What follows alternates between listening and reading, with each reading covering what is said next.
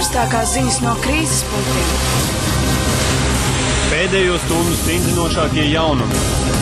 Šis notikums mainās ik minūti. Mēs rādām, lai tas vairāk nenotiktu. Labvakar! Jūs skatāties raidījumu Dakpunkā.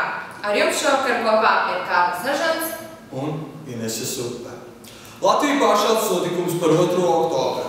Mūsu reportētāji ir devušies Liepājas ielās, lai noskaidrotu, cik cilvēki ir informēti par šo notikumu. Skatāmies sižetu.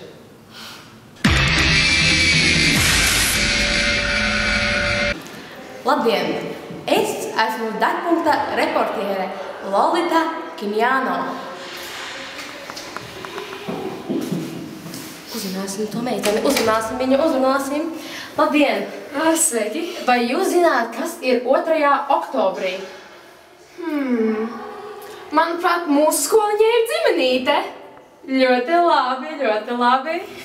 Mēģināsim noķert vēl kādu.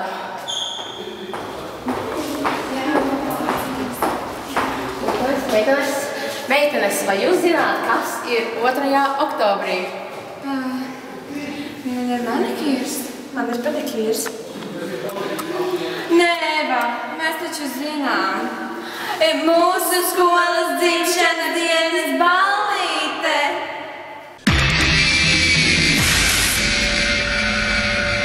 Jā, cilvēki ir informēti, taču mums ir radies vēl viens jautājums. Skatāmies sižetu. Tālāk savu reportāžu mēs turpinām ar jautājumu. Ko jūs novēlētu savai skolai? Nākam, nekaltrējamies, nākamais manis nākam. Tieši 2 puiši. Puiši, sveiki! Ko jūs novēlētu savai skolai? Augt lielai, ēst kārtīgi. Kā arī stiprs skolēns un skolotājs, tā kā... Jā, vecīt, turies vecīt.